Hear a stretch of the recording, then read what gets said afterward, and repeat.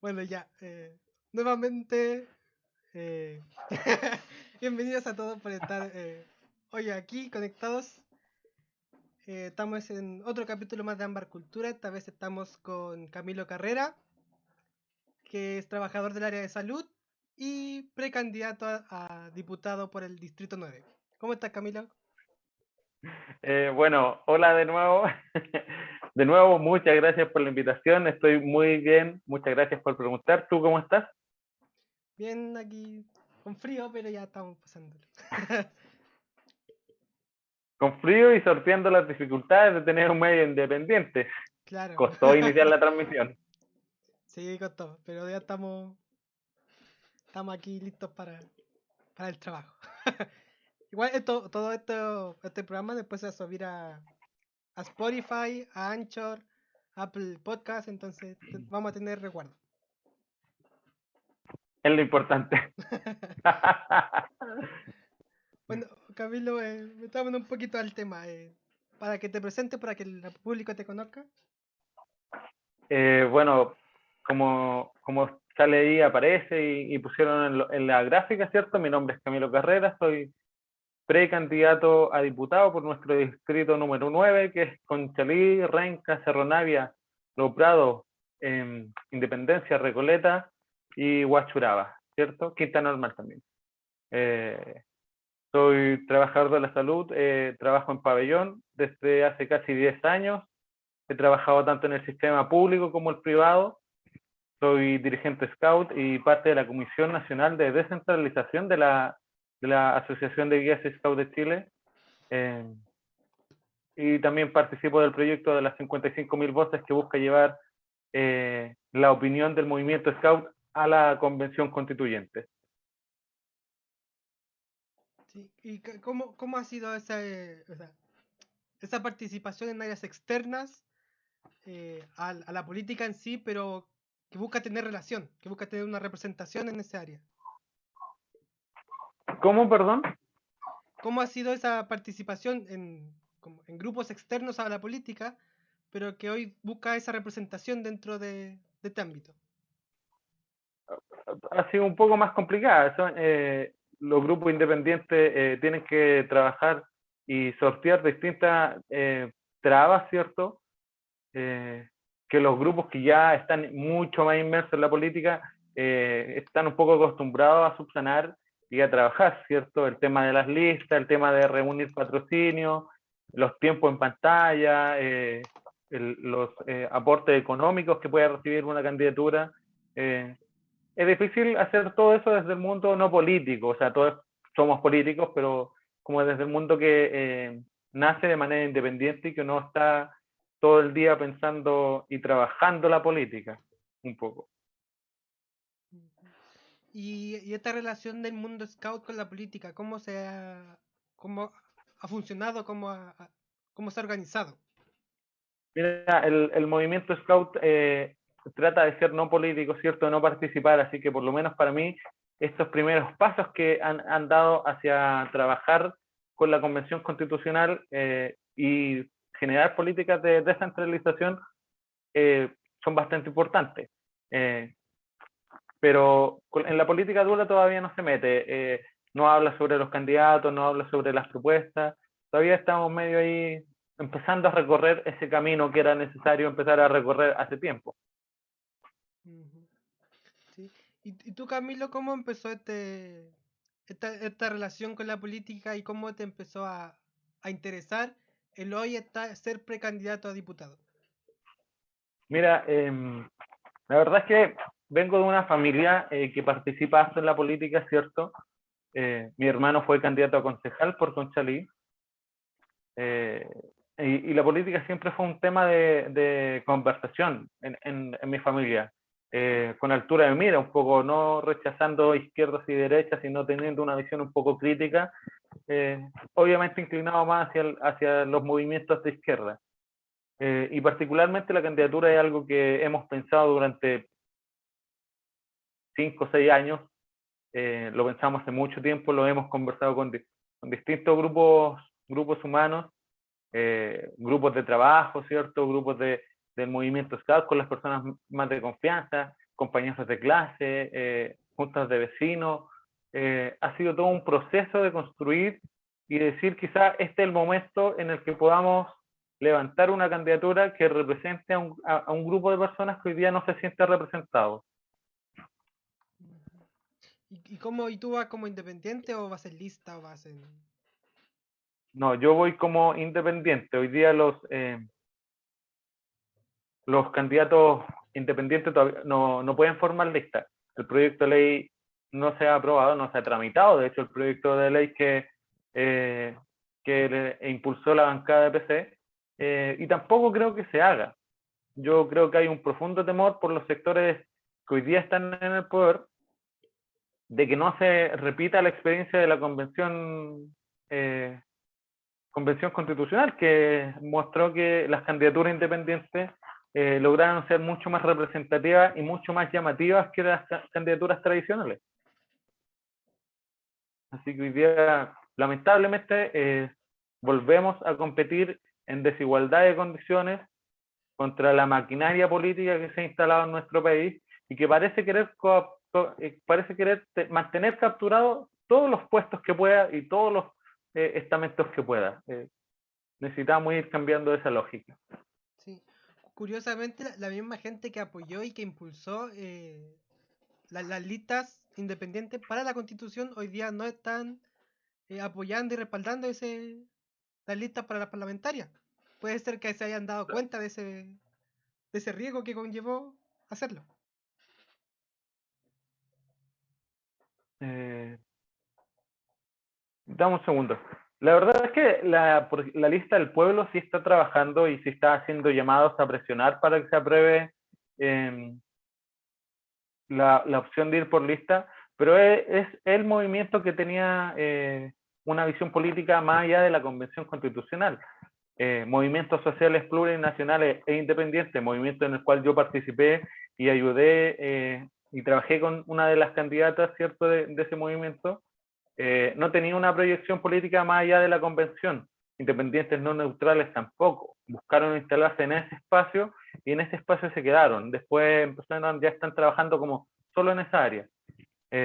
Quizás por eso han dejado un poco de lado el apoyo y la presión necesaria para hacer que ese proyecto tenga luz verde y que dé tiempo suficiente para conformar listas y poder competir en igualdad de condiciones. Sí. Camilo, ¿y hacia dónde apuntas un poco? Porque, o sea, sabemos que ahora la lista del pueblo abrió una convocatoria para lo ocupa el Congreso. Y bueno, ya han tenido algunos problemas con algunas renuncias. ¿Tú te incluirías dentro de esa lista del pueblo o irías independientemente? O sea, yo, si se pudiera, me incluiría dentro de la lista del pueblo, pero también es necesario recordar que la lista del pueblo es un movimiento autónomo y que tienen mínimos comunes, ¿cierto? Y que para los candidatos que deseen ingresar para esta elección y para cualquier elección futura, la lista del pueblo lanza un comunicado que tienen que establecerse ciertos mínimos y ciertos ejes programáticos para poder integrarla. Yo creo que estaríamos en buena sintonía, pero la información más específica todavía no la manejo sobre cuáles van a ser esos mínimos comunes que va a exigir la lista del pueblo. O sea, si se podría, si se diera la oportunidad, tú te incluirías dentro de esa lista. Sin duda, la lista del pueblo ha demostrado tener buenas capacidades de competencia y está buscando un poco salir de esa lógica de presentar candidaturas que nazcan desde las grandes universidades, ¿cierto? Una de nuestras convencionales constituyentes del distrito, como ella siempre se presenta, pasó de ser ama de casa a convencional constituyente. Entonces, hoy día también Fabiola Campillay lanza su candidatura al Senado, Daniela King también lanza su candidatura al Senado, apoyada por la lista del pueblo. Tenemos a Patricio Cáceres, que lanza su candidatura a diputado, y Gloria, que son trabajadores, como llamaríamos nosotros, un poco más del barrio. Por eso siento que me gustaría participar de ese espacio. un poco alejado de la élite y del clasismo que tienen varios sectores de la política. Sí, bueno, eso es real. Muchos de los partidos políticos normalmente tiran de candidatos a personas que ya son de élite. Normalmente por así decirlo, las clases bajas en el partido político normalmente quedan rezagadas a actividades y a acciones dentro del partido, no así en política. Ahí está el pueblo, ha roto un poco ese paradigma, ¿no? Y es la forma de trabajar, si al final estos cargos de elección popular tienen que ser representantes de la ciudadanía que buscan, como se dice, representar. Entonces, seamos un poco objetivos. ¿Qué tanto me va a poder representar una persona que gana 2 millones al mes y que tiene un auto espectacular y que no se tiene que levantar a las 5 de la mañana para poder llegar al trabajo? Por eso la lista del pueblo ha trabajado de una manera distinta, busca que las candidaturas nazcan de la calle, de los movimientos sociales, y que sean candidaturas naturalmente seleccionadas, por decirlo de alguna manera. Bueno, bueno, igual hay mucha gente en redes sociales sobre todo que critica la lista del pueblo por si bien no ejercer como partido, sí votar como partido. Y que eso se puede haber visto mucho en la convención de que votan prácticamente en bloque. No sé si eso sería un poco como ir en contra de esa lógica de ser representativa a la sociedad. Es que sin duda, como te digo, o sea, aunque no sea un partido, hoy día la lista exige mínimos comunes y como movimiento no pueden, o sería un poco extraño que todos votaran de manera diferente. Por algo dijeron, vamos a crear este movimiento nacional que se llama la Lista del Pueblo y vamos a levantar estas candidaturas trabajando en conjunto. O sea, yo no me veo haciendo campaña con alguien que posterior electo, no sé, votara, por ejemplo, en contra del aborto libre, porque una de las cosas que yo estaría muy a favor de legislar y votar favorablemente. Sería, no sé, ¿cómo generáis ese espacio? ¿Dónde te encontráis con alguien que votaría de manera 100% diferente a ti? No se puede. Sí, podría ser. Bueno, pasando ya, o sea, un poco a tu programa, a tu visión de Chile. Cuéntame un poco de ese Chile que tú esperas llegar a alcanzar y cuáles serían un poco las medidas que tú impulsarías para llegar a ese punto. Yo espero, sin duda alguna, que el Chile que se venga sea un Chile donde construyamos juntos, donde podamos, quien desee construir algo nuevo, tenga la posibilidad de hacerlo. O sea, si tú quieres estudiar, tengas la posibilidad de hacerlo y no tenga que estar pensando en la beca, en gratuidad, en si le miento o no a la universidad y digo que soy más pobre de lo que soy para poder acceder a esa beca, porque hoy día pasa. Porque hoy día tú tenés 2 teles en tu casa y ya eres millonario para estos sistemas de selección, a pesar de que compraste esa tele a 48 cuotas y que a fin de mes llegáis con 5.000 pesos. A veces me ha pasado, ¿cierto? Por darte un pequeño ejemplo, yo para estas formas de clasificar a la sociedad, yo soy clase media, a mí me pagan en 5 días y tengo 1.500 pesos en mi cuenta bancaria. No sé si eso amerita ser clase media. La verdad que, entonces yo espero que el país que construyamos no tenga estos problemas. Espero que podamos alcanzar un sueldo digno, que podamos alcanzar una educación gratuita y de calidad para el 100% de los alumnos, por lo menos en la primera carrera y en la primera oportunidad, por lo menos. Espero que no tener que hacer grandes y largas filas y eternas filas para hacer trámites notariales. No, espero que no tengamos que esperar 3 o 4 horas para que nos atienda un médico.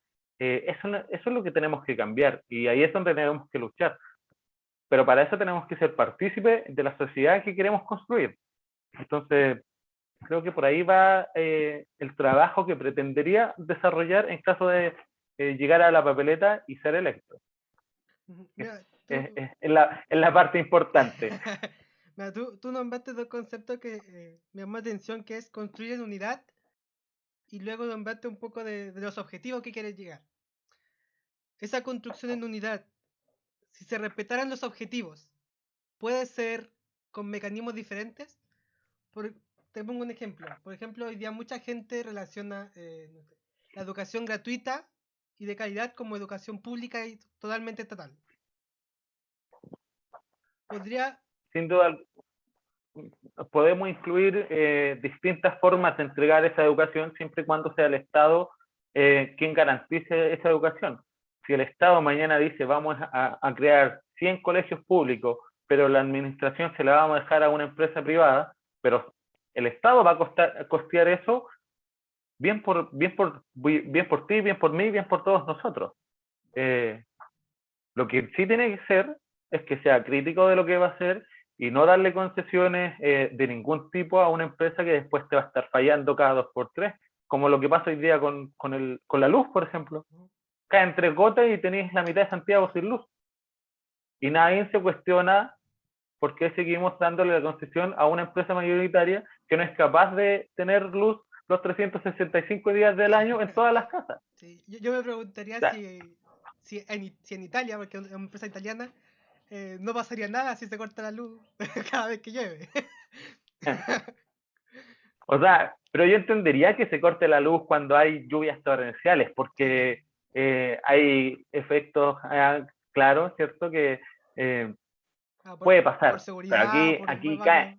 sí, aquí caen 3 gotitas y ya estamos teniendo bajos de luz, pues. O sea, Sí. hay límites. Sí. Pero, o sea, tú estás más abierto a buscar el fin que a la forma de hacerlo. Sin duda alguna. Lo que necesitamos nosotros hoy día no es cuestionarnos quién va a otorgar el servicio, sino que el servicio se otorgue y se otorgue bien. Si es mediante una unión entre la empresa pública y la empresa privada, bienvenido sea, siempre y cuando ese costo lo asuma el Estado. Sí. No quiero y no sueño con un país con 1 millón de trabajadores públicos extra cada año. Sí. Bueno, Creo que tienen que ser los necesarios, pero que sean efectivos, ¿cierto? Y pasa lo mismo con la empresa privada, que sean las necesarias y que sean efectivas, respetando los tiempos, respetando el trato digno al personal, porque también a veces pasa, cuando hablamos de empresa privada y empresa pública, que siempre creemos que lo privado automáticamente es mejor, y no siempre es así. A mí también me ha tocado esperar largos tiempos, quizás no 4 horas, pero me ha tocado esperar 1 hora por un examen en el área privada. Me ha tocado ver muchas veces que los médicos no respetan a sus pacientes, que los tiempos son demasiado acotados y que el médico atiende 4 pacientes en 30 minutos. O sea, el paciente no alcanza ni a decirle cómo está y cómo ha sido su semana y ya lo están tirando para afuera. O sea, también es necesario replantearnos eso. Eh, ¿Cuál van a ser los límites que vamos a poner para ofrecerle un convenio a una empresa privada que preste un servicio? O sea, yo necesito que tú lo hagas bien, pero primero necesita que no me tires, no solo sean números los que tú me ofrezcas, sino me ofrezcas un servicio 100% de calidad. Y hoy día no siempre pasa eso. sí. Bueno, yo ahí como liberal, sí incluso estoy de acuerdo. Muchas veces se dice, y mucha gente que normalmente sigue esta doctrina, por así decirlo, y la sigue de manera muy vaga, dice eso, que la empresa privada, solo por ser privada, ya lo genera mejor. Pero es cierto que la empresa privada necesita unos márgenes en donde poner el foco de ese mercantilismo. Sin Y, duda alguna. y Sin pongo duda un, alguna necesita márgenes. y pongo un ejemplo. Por ejemplo, en salud, ya que estamos hablando de salud, eh, el negocio de la salud en un hospital es curarte. Por ende, ellos van a estar solo enfocados en que tú vayas y repitas la ida y repitas y repitas y repitas. Ellos no están enfocados en curarte. Ellos no están enfocados en prevenir la enfermedad, sino solo en que tú repitas el tratamiento porque así ellos reciben más ingresos. Y eso es un mercado En, con en el área enfoque... privada, dices tú. Sí, y eso es un mercado de salud con enfoque erróneo. Sin duda alguna, o sea, hoy día tú ves que en mi experiencia tienes un microquiste en la mano y el doctor, en vez de decirte, no, se va a pasar a hacer terapia, te dice, ya, ingresemos a pabellón. Y te saca 5 palos. Ahí no hay calidad, ahí hay ambición. Ahora, sin duda alguna, también me ha tocado conocer en el área privada a grandes médicos, grandes profesionales, grandes TENS, en el fondo, personas maravillosas. Pero la lógica del área privada en la salud es otra, es generar lucas. Y por lo menos en eso yo no estaría tan de acuerdo, porque necesitamos, si ellos son una empresa, necesitan generar sus ganancias, pero lo más importante es que ofrezcan un trato decente y que hagan las cosas cuando tengan que hacerlas. No siempre pensando en lo económico, sino en el mejor tratamiento que se le pueda ofrecer al paciente. En eso estamos de acuerdo. Bueno, Camilo, y en otras áreas que son de relevancia pública hoy en día, las pensiones, ¿en qué posición estás tú respecto a ese tema? Yo aplicaría la misma lógica, o sea, hoy día las pensiones tienen varios problemas. El principal es que la gran mayoría son pensiones que están en la pensión básica solidaria o menos, y eso tenemos que mejorarlo. Tenemos que buscar la fórmula correcta para mejorarlo. Si es un sistema de reparto como el que propone la oposición hoy día, que así sea, pero que se ponga a prueba. Eso es lo que hay que hacer. Que si queremos cambiar un sistema, que el sistema nuevo tenga un periodo de prueba y veamos cómo es la tasa de ganancias que tienen por los montos que se van cobrando para la pensión y todo eso, ¿cachai? No necesariamente hay que implementar un nuevo sistema y decir, y este es mejor y punto y se acabó. Y también hay otras áreas que tenemos que trabajar en el sistema de pensiones, porque no es solo que hoy día las pensiones sean bajas porque sí, porque la AFP no funciona, sino también porque hay grandes lagunas dentro de tus años de cotización. Los sueldos son bastante bajos, el 50% de la población gana menos de 400.000 pesos, 44.000 trabajadores hoy día ganan el mínimo. El mínimo hoy día ni siquiera te alcanza para pagar un arriendo. O sea, imagínate esa persona que lleva, no sé, 30 años trabajando por el mínimo, que hoy día está en los 300.000 pesos, antes estaba en los 260, incluso menos. ¿Cuánto va a terminar cotizando al final de su vida si trabajó 40 años trabajando por el mínimo? Ahí no hay sistema, no existe ningún sistema que le vaya a garantizar a esa persona tener una pensión digna, porque los sueldos son bajos y porque buscan pagar menos, y cuando se discute la idea de pagar más, te hablan que eres populista o que vaya a hacer quebrar a todas las empresas, o lo que le pasó a Daniel, porque lo acusaron de querer cerrar todas las pymes si no pagaban un sueldo digno. Necesitábamos subir los sueldos. Yo creo que eso es la prioridad. La prioridad es que la gente pueda ganar más, porque si gana más tiene más poder adquisitivo, ¿cierto? Puede comprar más y al final así funcionar la máquina. O sea, si yo tengo 50 lucas más para gastar a fin de mes, lo más probable es que esas 50 lucas no me las guarde para el futuro, sino que me voy a comprar, no sé, una prenda de ropa, voy a ir al cine, y así hacemos funcionar los negocios, así hacemos funcionar las pymes o microempresas de los vecinos. Vais y te tomáis un cafecito en el vecino que puso su café con 2 mesitas, ¿cierto? Está recién empezando, pero eso solo es posible si empezamos a pagar más. Si seguimos pagando el sueldo miserable, porque esa es la palabra que se paga hoy día en Chile, obvio que no tengamos movilidad económica.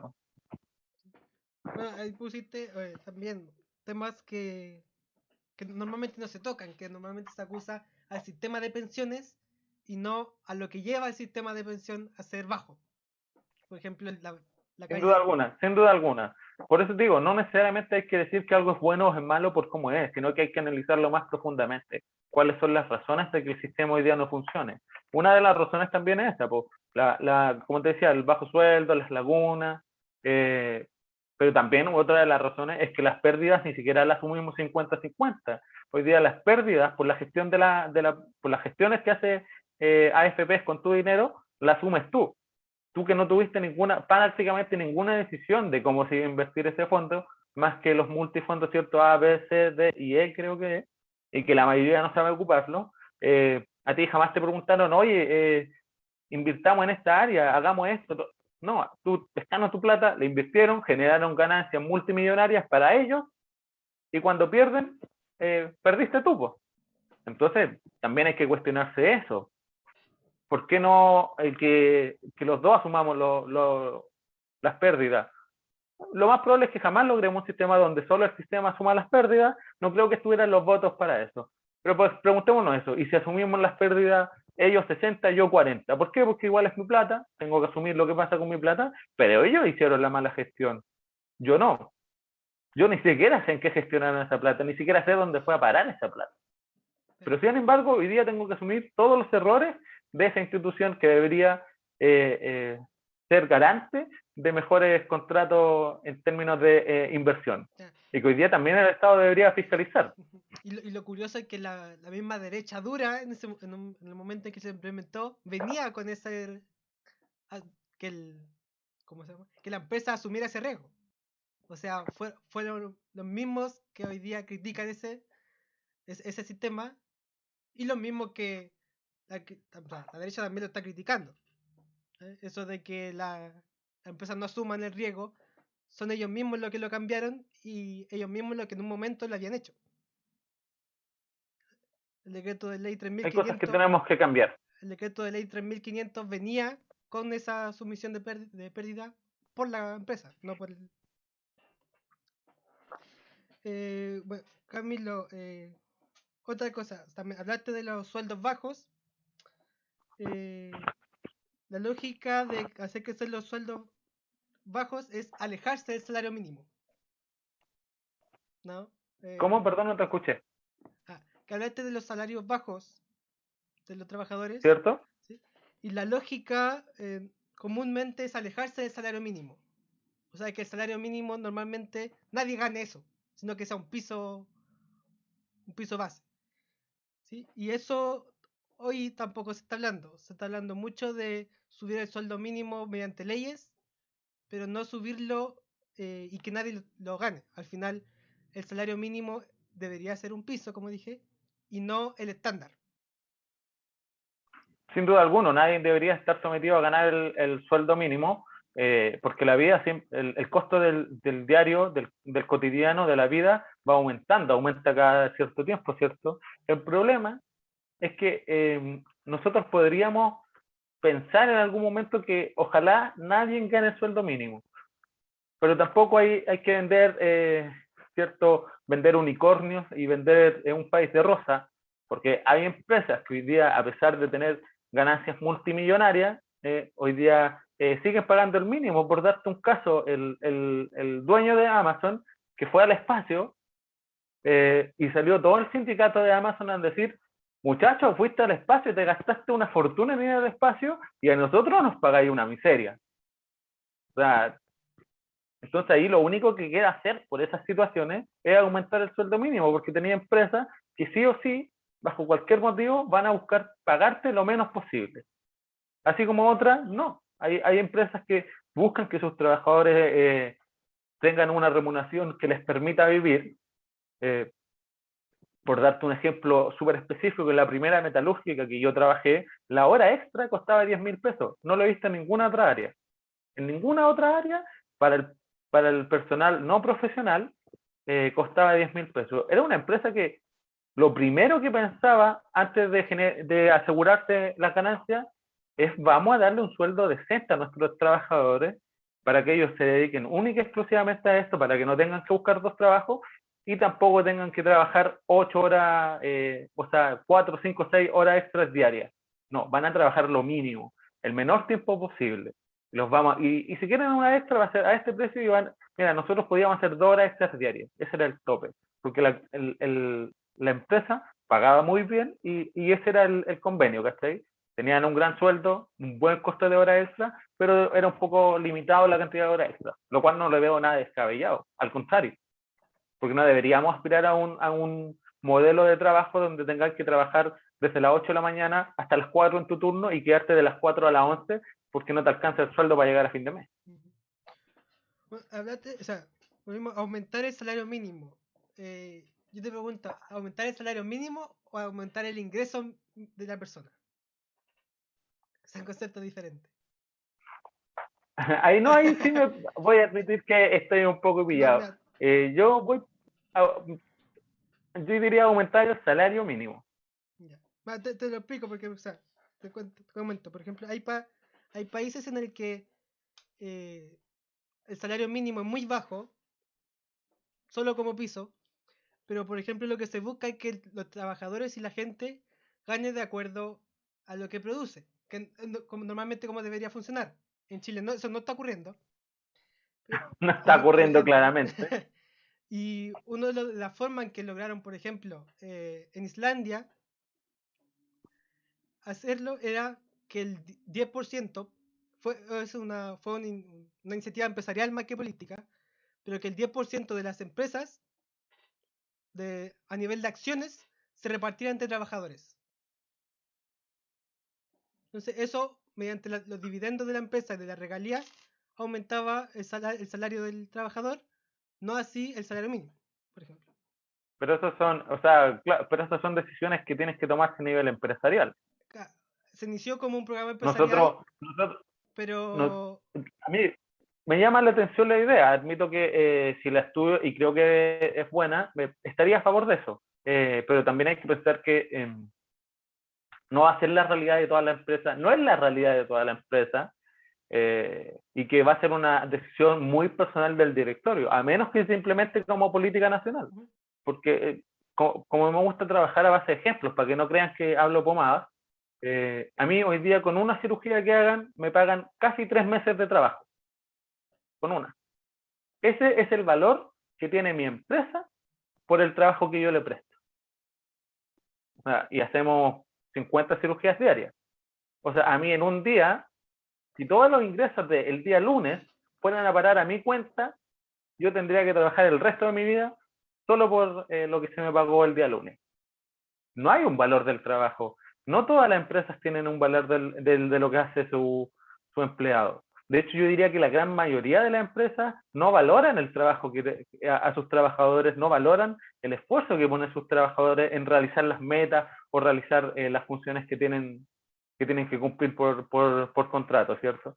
Entonces, puedo estar a favor de la idea que tú mencionas, pero qué tan real sería llevarla a cabo en un país como Chile. no, el Por problema, eso, eh, por eso me inclinaría más a trabajar en el salario mínimo, que es algo que podemos impulsar como Estado, como política nacional, y ¿por qué no conversarlo también con la asociación de empresas, ¿cierto? Y decirle, oye, ¿qué te parece esta idea?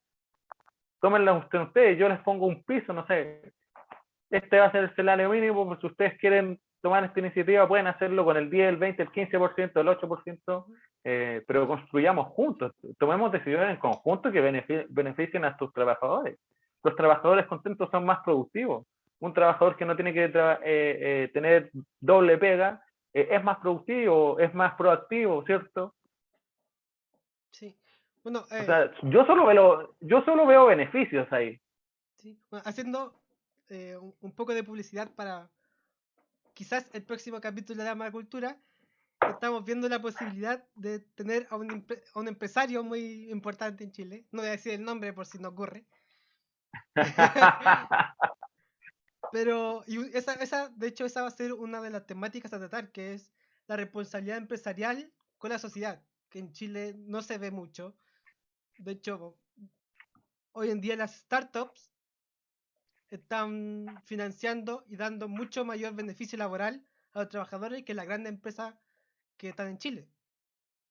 O sea, hoy día las grandes empresas, tú decís, vamos a subir el sueldo mínimo o ponerle más restricciones, y lo primero que hacen es amenazarte con irte del país.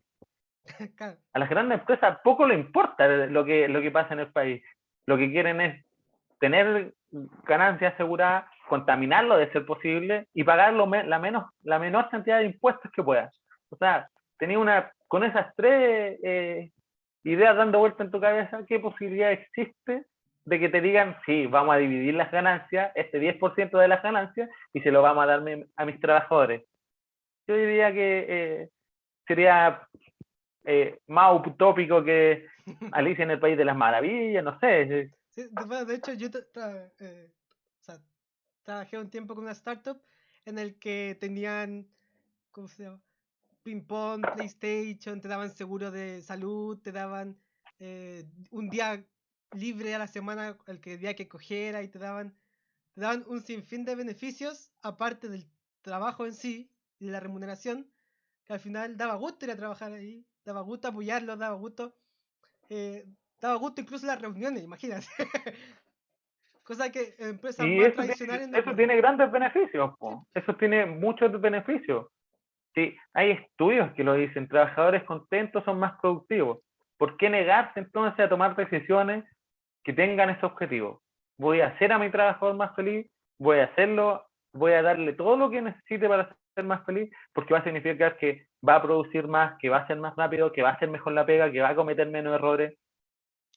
No hay ninguna razón lógica para estar en contra de eso. Bueno, lo ideal es que eso no fuera por política pública y la política pública se enfocara en temas un poco más importantes, pero como ya los empresarios no son capaces de hacerlo por iniciativa propia, la política pública tiene que O sea, intervenir. claramente, si la iniciativa no les nace, el Estado tiene el deber de resguardar mínimos para la supervivencia de la ciudadanía, porque hoy día eso es lo que estamos haciendo.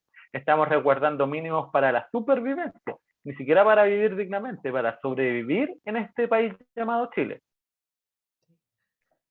Bueno, Necesitamos cambiar las cosas. eh, otro tema, Camilo, por ejemplo, las drogas, que tanto se habló y tanto se criticó también en los debates presidenciales.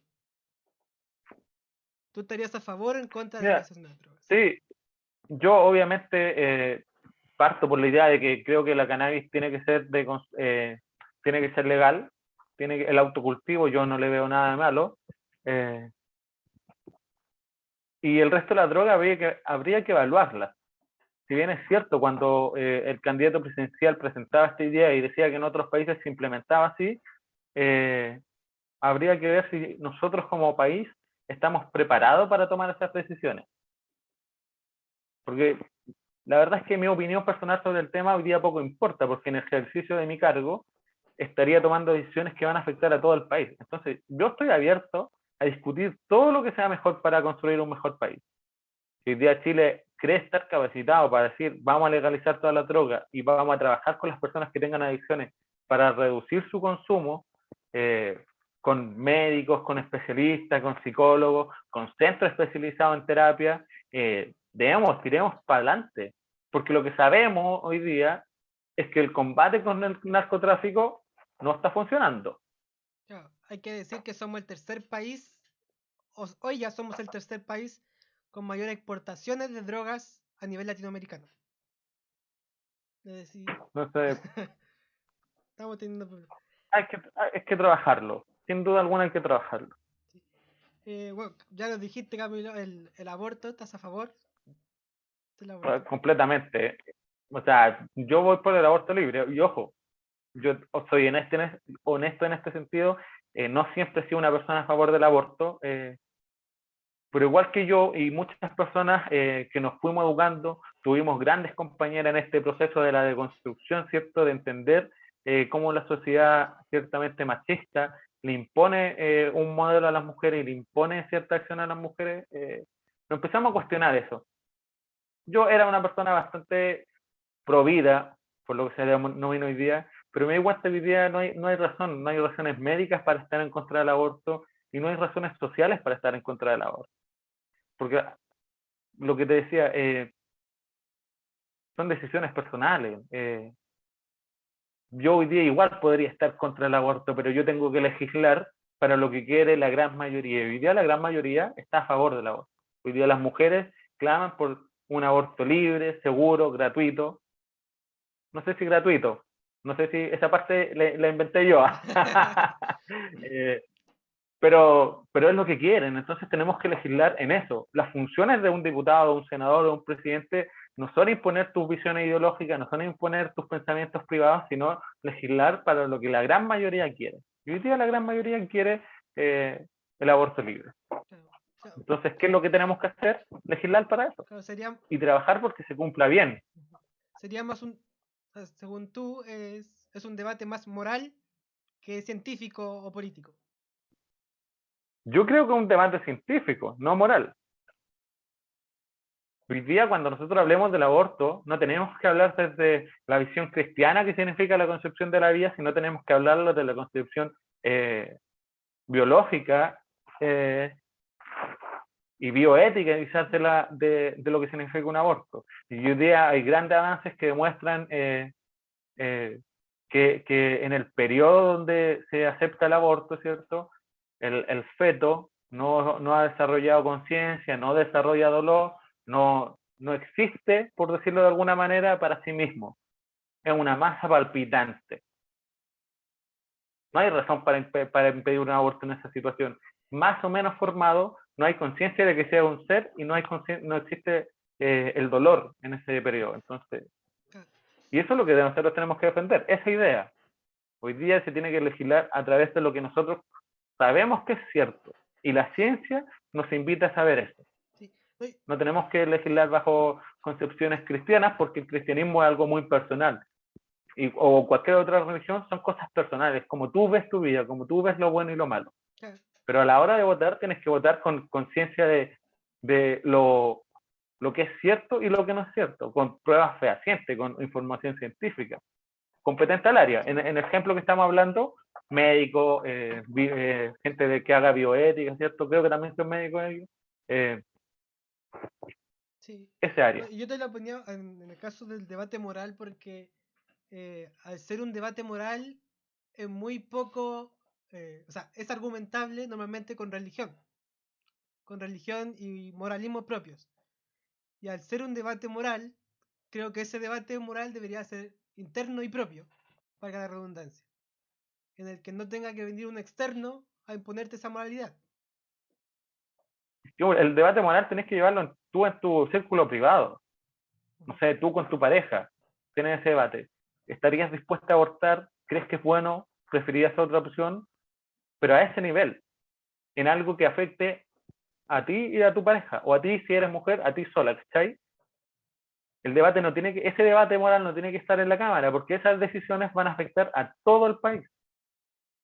O sea, no puedo yo estar en contra de algo que me está exigiendo todo un país, porque a mí como individuo me parece errado.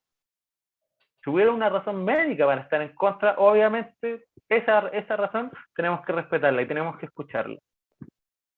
Bueno, lo mismo con, o sea, supongo que el mismo argumento es para el matrimonio homosexual. Dame un Sí, segundo. no hay problema. Voy a ir viendo los comentarios de Facebook. Que me voy a quedar sin batería. Espérame. No hay problema, Camilo.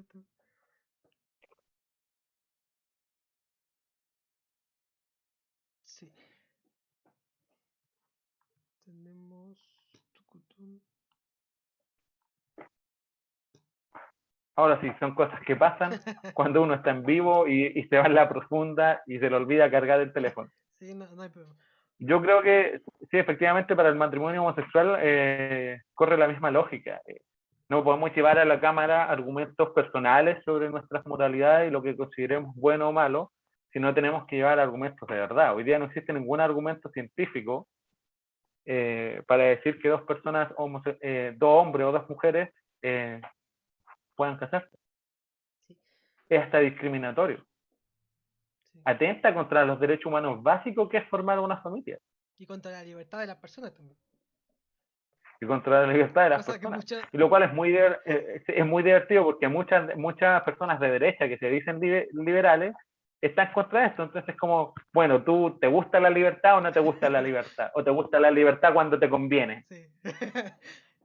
Yo comparto plenamente que hay muchos liberales, por así decirlo, que anteponen la libertad empresarial a la social y que eso no debería ser. O sea, el mismo hecho de apoyar la dictadura de Pinochet solo porque implementó reformas liberales económicas es ya una falta grave a la libertad de las personas que sufrieron la dictadura. O sea, empecemos que apoyar a la dictadura de Pinochet. Yo no quiero profundizar en este tema, pero debería ser un delito.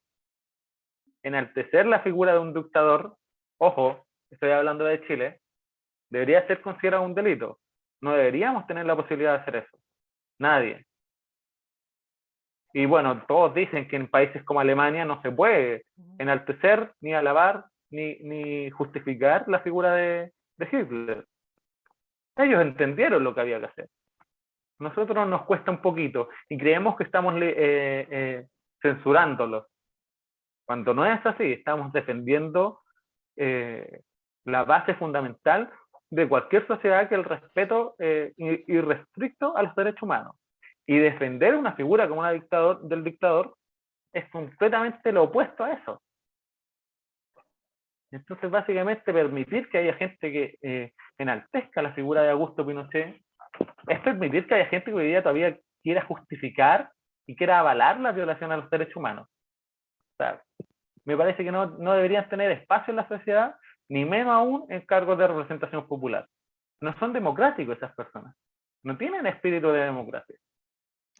Bueno, yo ahí sí creo un poco que también podrías estar atentando a la libertad de expresión al sancionar esa área, pero sí estoy de acuerdo en que enaltecer, justificar, o eso debería ser, no sé si sancionado, pero sí reprimido a nivel social.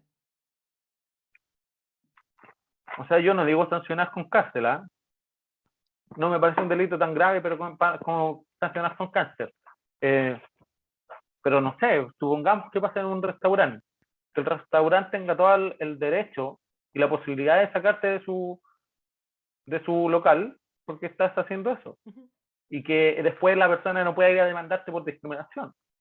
Que si lo hace un representante de la Cámara, puede ser llevado sin problema a la Cámara a la Comisión de Ética, porque está enalteciendo la figura de un dictador. Y que se le cursa una multa y una suspensión, quizás. Sí. Bueno, en eso sí estoy de acuerdo, en que, bueno, y eso también va con la falta un poco de educación. En Alemania, si bien están esas sanciones, el enfoque educativo que se le da a ese periodo de Hitler es mucho más amplio, mucho más profundo que lo que aquí se trata el golpe militar, por ejemplo. Que el problema es que aquí en Chile, si tú le ponías a un profesor que te explique la dictadura, lo echan por comunista. Lo funan en las redes sociales por comunista. O sea, basta que, mira, yo te doy un ejemplo. En cierto jardín de niños que yo conozco, yo una vez cuestioné por qué Augusto Pinochet no salía como dictador, si es lo que era. Y ellos dijeron que no se metían en política. O sea, ¿cacha? A ese nivel estamos hablando. O sea, yo creo que hay que educar más sobre el tema para que no se repita, pero educar las cosas como son. Y Pinochet era un dictador, sin ningún pero. Pero si ponía a los profesores a hablar de eso, los van a despedir, que son comunistas, que se comen las guaguas, típico marxista, no te vamos a contratar, te vamos a funar, vamos a dejar una mancha en tu currículum. Y la verdad es que un profesor tampoco gana tanto como para darse el lujo de arriesgarse a ser despedido. Sí. No, yo creo que eso sí, por ejemplo, debería ser una política de Estado. La educación respecto a ese tema, bueno, respecto a todos los temas en realidad de la historia de Chile. En Chile se sabe muy poco de la historia, lo que normalmente se piensa que Chile comenzó en 73, pero la guerra entre liberales y conservadores anteriores no se conocen, y un sinfín de hechos para atrás que deberían ser conocidos porque también fue por imposición de ideología, también fue por imposición de un modelo político. Y que eso debemos dejarlo atrás, y si no conocemos las consecuencias que produjeron todos esos hechos anteriores, vamos a estar normalmente repitiéndolo, y como ya lo estamos viendo ahora con la violencia que se ejerce entre izquierda, facho, amarillo, etcétera, etcétera, incluso por políticos, No, sí, sin duda alguna, vamos a... tenemos que mejorar eso. No puede ser que se estén violentando verbalmente, se estén insultando cada 2 por 3. Necesitamos generar una convivencia sana, respetuosa, pero siempre dejando claro las diferencias políticas, que eso también es sano Sí, y muy importante. sí. Bueno, vamos a leer algunos comentarios que han llegado para ir un poco finalizando esta breve entrevista. Oye, no se dio el espacio, pero yo quería comentarte uno de los proyectos de ley emblemáticos que hemos tenido durante Ah, sí. esta pre-campaña, ¿cierto? un proyecto que ha sido bien recibido por todas las personas que hemos tenido la posibilidad de comentarlo, ¿cierto? Que está dentro de los primeros 10 días que seamos electos y que podamos, vamos a presentar un proyecto de ley que permita suspender de manera indefinida a cualquier parlamentario que está acusado de delitos de corrupción, violencia sexual o relacionado con el narcotráfico. La verdad creo que ese es el proyecto emblemático de esta candidatura, porque las demás cosas que hemos comentado no son nuevas, lo hemos comentado, todos los candidatos hablan de lo mismo, pero pocos se atreven a enfrentarse a eso. Hoy día tienes, por darte dos ejemplos, Florcita Motuda, que fue acusado por delitos de violencia sexual, y Moreira, que fue acusado por corrupción, que siguieron votando, se siguieron pagando esos sueldos exorbitantes, y quizás cuánto poder pudieron haber ejercido en función de su cargo para no terminar en la cárcel. Entonces, hoy día lo que necesitamos hacer, lo primero que vamos a hacer es ingresar ese proyecto de ley. Con suspensión, ojo, no solo suspensión de sus funciones, también de sus remuneraciones. Creo que el Estado de Chile, bajo ninguna circunstancia, puede seguir costeando la vida de alguien acusado de violencia sexual, narcotráfico o corrupción. Sin duda alguna eso va a ser lo primero que trabajemos, porque quizás ayude a que más personas que han sufrido esta clase de delitos se sientan con la seguridad suficiente para seguir denunciándolo. Hace no mucho salió una funa a Gabriel Boric, candidato presidencial del Pacto de Apruebo y Dignidad, que también ejercía violencia de género hacia las mujeres, y el tema no está sobre la mesa. Y hoy día él sigue siendo candidato, sigue siendo diputado, y yo me pregunto por qué estas cosas no se investigan. Así que vamos a trabajar en eso, y sobre la misma vamos a exigirle al gobierno de turno que cree una comisión especial que se dedique a investigar estos delitos en el sector parlamentario. Sí, lo de Gabriel Boric yo no lo sabía, no la he visto, no, la verdad. Lo que te digo, o sea, son cosas que cuesta mucho saberlas, porque hay toda una justificación, hay toda una red de protección hacia los cargos públicos. Son intocables. Hay sectores que tú hoy día le dices algo y te tratan de facho al tiro. No hay crítica. No hay posibilidad de acusarlos de algo. Sí, bueno, en marzo del 2019 se presentó un proyecto similar, no igual, pero ese proyecto jamás pasó la Comisión de Constitución de la Cámara de Diputados. Entonces, ahí sí, yo creo que al presentar eso sí vas a tener un trabajo arduo en el proceso, en impulsarlo, porque... Mira, la verdad es que todo el trabajo que podamos hacer va a ser un trabajo arduo, porque hay grandes facciones que no están por cambiar todo lo que sea necesario cambiar, pero también va a ser bueno, porque si se niegan a legislar sobre un proyecto como el que yo te menciono, o si votan en contra, ya sabemos por qué no hay que dejar de votar. Porque nadie en su sano juicio votaría por poder suspender a alguien acusado de haber violado a alguna compañera, a alguna mujer, a algún hombre o a alguna persona. Nadie en su sano juicio haría eso. Nadie saldría a ponerle defensa a alguien que con pruebas fehacientes está relacionado con el narcotráfico o de corrupción. Solo la gente por la que no hay que seguir votando. No importa el color político que sean. Si votan en contra de un proyecto así, ya sé con las personas que no hay que trabajar, ni por las personas que hay que votar. Claro, sería también un filtro público, por así decirlo. El mejor filtro público que podamos tener. Bueno, Camilo, y la última pregunta que tiene está relacionada también a los partidos políticos y a las candidaturas. Eh, los partidos políticos por elección, por votación, reciben una suma cuantiosa, ya sea antes y después de la elección, para sus campañas, etcétera. ¿Cómo vas a afrontar tú el gasto de la campaña? ¿Cómo va a ser y cómo se va a gestionar? Mira, la verdad es que estamos en el 2021, hoy día no es necesario gastar grandes sumas de dinero para hacer campaña. Para eso tenemos gran acceso a las redes sociales y lo que es más importante, salimos a conversar con los vecinos. ¿Para qué gastar millonadas en eso? En campañas que por lo demás tampoco, yo veo algunos videos de campaña y yo digo, ¿en esto se gastaron 100 millones en estos videos? O sea, yo conozco youtubers con mejor talento que los jefes de campaña. O sea, y sin duda alguna tenemos que trabajar por limitar el gasto de campaña y limitar la devolución que se le hace a los partidos después de las campañas, ¿cierto? Porque, corrígeme si me equivoco, yo no conozco ningún otro cargo, ningún otro puesto de trabajo que se te pague para postular ese trabajo. Solo este. O sea, aparte de pagarte 10 millones mensuales, recordemos que Boris declaró una renta de cerca de 97 millones de pesos en un año, aparte de pagarte esa gigantesca cantidad de dinero, más el dinero de la asesoría, te vamos a pagar para que hagas campaña para un puesto que vaya a ganar más plata. Tenemos que trabajar eso, sin duda alguna.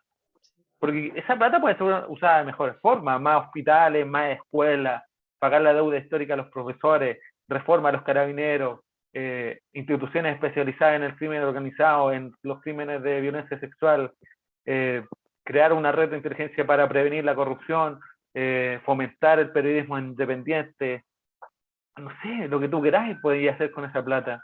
Organizaciones sociales, hay un sinfín de organizaciones sociales. O sea, yo el otro día hacía un ejercicio pequeño con lo que ganó Boric en un año. En un año yo podría mantener el comedor solidario en el cual permanezco durante 54 años.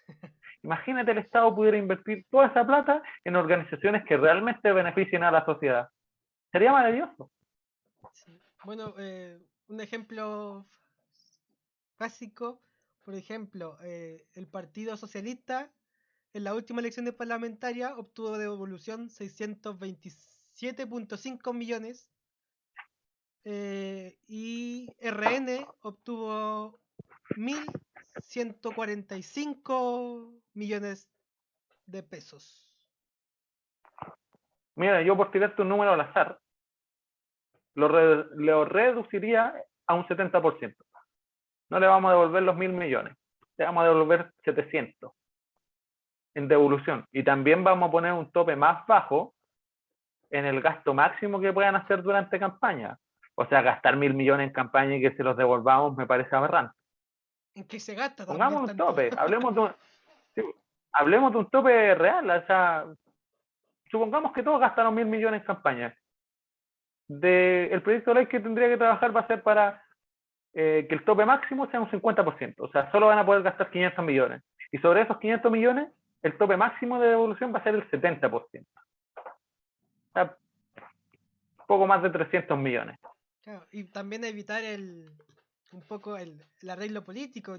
Tenemos el ejemplo de la que ahora es secretaria de la Convención Constituyente, que hace unos meses atrás, que fue que fue candidata. candidata y hace unos meses atrás le pidió al partido que le ayudara a pagar el crédito que había solicitado para la campaña y que ahora curiosamente se volvió secretaria por designación de su partido. ¿Viste? Tenemos que empezar a trabajar, dejar todas estas malas prácticas de lado, construir juntos el Chile que queremos, el Chile que necesitamos y el Chile que nos merecemos. Nosotros nos merecemos vivir mejor, nos merecemos mejores representantes, pero tenemos que hacernos parte de eso. Vayan, firmen por un candidato independiente si es que les gusta. En las próximas elecciones vayan a votar. Si no les gusto yo, busquen a otro. Pero lo importante es que voten, que seamos parte. Y después de votar, vayan y sigan a los candidatos. Sigan viendo el trabajo, sigan fiscalizando. Bueno, ya estamos terminando. Para patrocinar a cualquier candidato independiente, en patrocinante.cervel.cl se puede hacer. Yo voy a subir posteriormente, ya que hemos tenido 2 candidatos independientes, el link con los nombres. Y no sé si te falta decir algo más, Camilo. No, eso sí, creo que se cortó en Instagram y en Facebook, así que después vaya a tener que subir la conversación completa para poder compartirlo. Muchas gracias por el espacio, Muchas gracias a las personas que han visto el programa, a las personas que han firmado por mi candidatura. Mis redes sociales son Camilo Carrero de Llana en todas, tengo casi todas las redes sociales. Conversen, pregunten, díganme, oye, esto está bien, esto está mal, tengo esta idea. Construyamos entre todos lo que nosotros necesitamos hacer. Eso. Buenas noches. Buenas noches.